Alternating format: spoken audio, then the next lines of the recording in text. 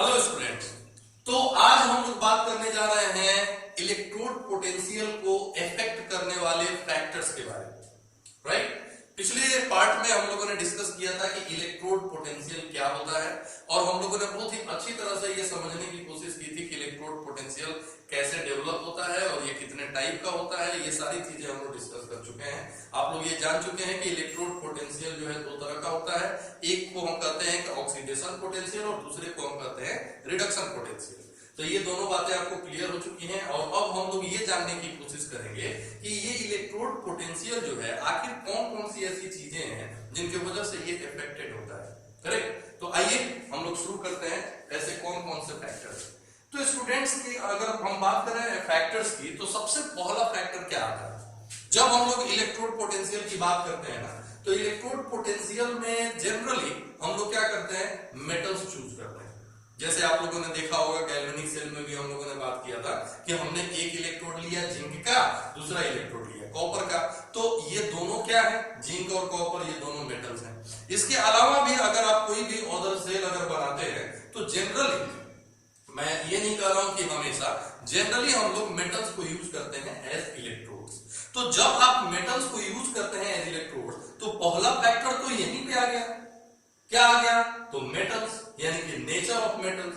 तो पहला जो फैक्टर जो इफेक्ट करता है, पहला जो फैक्टर है जो इफेक्ट करता है इलेक्ट्रोड पोटेंशियल को, वो है नेचर ऑफ मेटल। ओके, तो this is the first factor जो कि आपको पता होना चाहिए। आखिर क्यों, why, now that there is a question, why does it affect, ये इफेक्ट कैसे करता है, वो क्यों करता है, ये दोनों बातें समझना है। why भी क्लियर होना चाहिए, how भी क्लियर होना चाहिए। साइंस में ये चीज हमेशा याद रखिएगा कि why and how, ये दोनों चीजें अगर आपको क्लियर है तो समझिए कि सारी चीजें आपके कंट्रोल में। तो यहां पे हम लोग बात करेंगे कि नेचर ऑफ मेटल कैसे इफेक्ट करता है इलेक्ट्रोड पोटेंशियल। राइट, तो आइए बात करते हैं। देखिए, मेटल्स की अगर हम बात करें तो अलग अलग जो मेटल्स होते हैं उन सब की जो टेंडेंसी है वो थोड़ी उसमें थोड़ा चेंज आता है। मेरे कहने का मतलब ये है कि जैसे मान लीजिए कि मेटल्स को हम लोग क्या जानते हैं कि मेटल्स की एक जनरल टेंडेंसी होती है कि उनको इलेक्ट्रॉन लूज करना होता है। करेक्ट, इलेक्ट्रॉन लूज करने की टेंडेंसी मैक्सिमम मेटल्स में होती है। तो लेकिन आप ये जानते हैं कि सारे जो मेटल्स हैं उनमें इलेक्ट्रॉन को लूज करने की टेंडेंसी सेम नहीं होती। करेक्ट, कि कोई ज्यादा इजीली इलेक्ट्रॉन लूज करता है, कोई ज्यादा इजीली इलेक्ट्रॉन लूज नहीं करता है। आप जानते हैं कि यहां पर जब हम सेल फॉर्म करते हैं, यहां पे जब हम इलेक्ट्रोड का फॉर्मेशन करते हैं तो यहां पे इलेक्ट्रॉन जो है रिलीज करना जरूरी होता है जो भी एलिमेंट पे मौजूद हो। तो अगर इलेक्ट्रोड की बात करें तो जैसे मान लीजिए कि अगर हम जिंक लेते हैं, कॉपर लेते हैं, आयरन लेते हैं, ये 3-4 एलिमेंट्स आप ले लीजिए, 3-4 आप मेटल्स ले लीजिए। आप अच्छी तरह से जानते हैं कि जिंक जो है ये 2 इलेक्ट्रॉन लूज करके डाई पॉजिटिव आयन फॉर्म करता है। करेक्ट, ये कॉपर जो है ये भी 2 इलेक्ट्रॉन लूज करके डाई पॉजिटिव आयन फॉर्म करता है।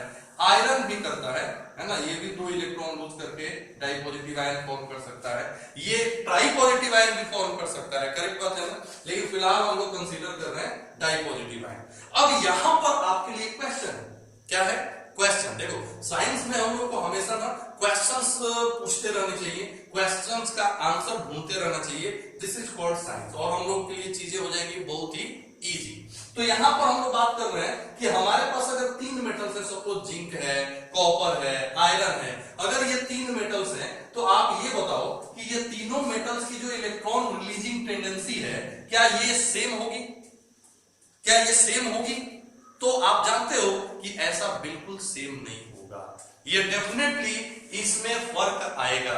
जिंक जितना आसानी से इलेक्ट्रॉन रिलीज करता है या कर सकता है, कॉपर उतनी आसानी से इलेक्ट्रॉन रिलीज नहीं कर सकता है, ये सब जानते हैं। करेक्ट, तो इसी तरह से अलग अलग जो मेटल्स हम लेते हैं उनकी इलेक्ट्रॉन रिलीज करने की जो टेंडेंसी है वो अलग अलग होती है और इस वजह से उनका जो ऑक्सीडेशन प्रोसेस का जो स्पीड होता है उस पर फर्क पड़ेगा और यही वजह है कि वो कहीं ना कहीं इलेक्ट्रोड पोटेंशियल को इफेक्ट करेगा। तो ये चीज हमेशा ध्यान में रखने का, क्या ध्यान में रखने का बच्चों, कि nature of metal is the first factor जो कि इफेक्ट करता है इलेक्ट्रोड पोटेंशियल को। क्लियर, तो ये याद रखना। दूसरी चीज अगर आप देखना चाहें कि दूसरा कौन सा ऐसा फैक्टर है भाई, ऐसा कौन सा दूसरा फैक्टर है जो इफेक्ट करता है इलेक्ट्रोड पोटेंशियल को, तो ये आप सोचेंगे तो सोचते सोचते सोचते सोचते आपके माइंड में आ जाएगा, और वो है कॉन्सेंट्रेशन। जी हाँ दोस्तों, ये है कॉन्सेंट्रेशन। ये जो कॉन्सेंट्रेशन है ये भी बहुत बड़ा रोल प्ले करता है, ये बहुत बड़ा रोल प्ले करता है किसी इलेक्ट्रोड पोटेंशियल के बारे में।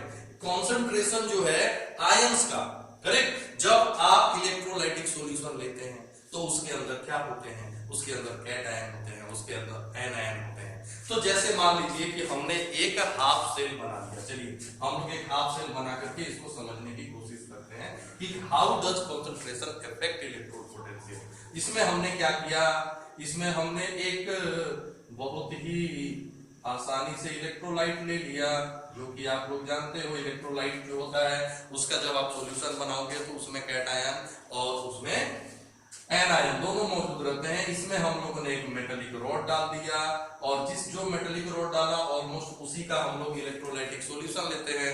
तो यहाँ पर हम लोगों ने एक हाफ सेल फॉर्म किया, और अब ये जो हाफ सेल है इसमें आप जानते हैं कि क्या होगा कि इसके अंदर कैटायन भी होगा, इसके अंदर एनायन भी होगा, और ये जो मेटल है ये क्या करता है, तो ये कैटायन प्रोवाइड करता है। सपोज ये मेटल है, ये मेटल क्या करता है, तो ये कैटायन बनाता है यहाँ पे और इलेक्ट्रॉन्स रिलीज करता है। यहाँ पे हमने है ना एन के लिए एन इलेक्ट्रॉन्स मान लिया कि ये रिलीज करता है, और इस तरह से इसका ऑक्सीडेशन होता है। तो ये जो मेटल है ये एन इलेक्ट्रॉन रिलीज करता है, तो आखिर ये मेटल जो है ये अंदर आता है, और अंदर जो सॉल्यूशन आपको भरा हुआ है, सॉल्यूशन जो यहाँ पे दिया गया है, उस सॉल्यूशन के अंदर का जो एनायन है वो फाइनली इसको अट्रैक्ट करता है अपनी तरफ, आ जाओ आ जाओ आ जाओ।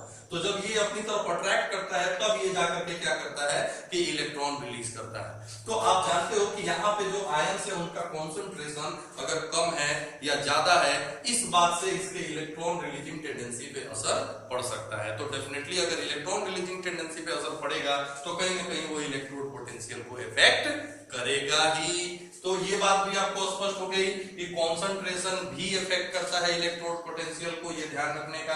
अच्छा, कॉन्सेंट्रेशन में देखा जाए तो जब हम लोग लिक्विड सॉल्यूशंस लेते हैं तो वहां पर तो हम लोग बात करते हैं कॉन्सेंट्रेशन के टर्म में, लेकिन अगर गैसियस हम लोग सॉल्यूशन लेते हैं तो इन दैट केस हम लोग जो कैलकुलेशंस करते हैं वो हम लोग कॉन्सेंट्रेशन के केस में नहीं करते, हम लोग कॉन्सेंट्रेशन को लेकर नहीं करते, हम लोग किसको लेकर करते हैं, पार्शियल प्रेशर को लेकर के। तो कॉन्सेंट्रेशन इज अनदर फैक्टर जो इफेक्ट करता है। और मान लो कि आप 1 m कॉन्सेंट्रेशन ले रहे हो या आप 2 m कॉन्सेंट्रेशन ले रहे हो, m समझ रहे हो ना, m मतलब कि मोलरिटी, मैंने डिस्कस किया था सॉल्यूशन में। इसी तरह से आप और भी कई सारे ऑप्शन है, तो आप जितना कॉन्सेंट्रेशन बढ़ाओगे वो कॉन्सेंट्रेशन क्या होगा, उसमें कैटायन और एनायंस की संख्या उतनी ही क्या हो जाएगी, बढ़ती जाएगी। समझ रहे हो?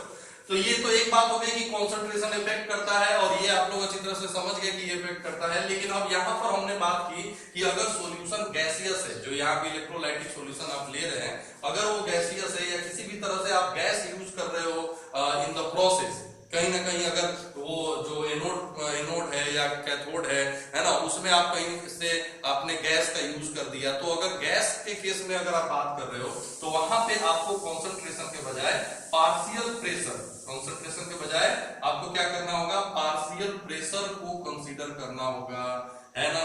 तो ये आपको ध्यान में रखना है, पार्शियल प्रेशर जो है आप कंसीडर करेंगे कॉन्सेंट्रेशन के जगह पे, है ना। किसके केस में, in case of gases, in case of gases, in case of gases, मैंने लिख दिया आपके लिए, याद रहेगा हमेशा।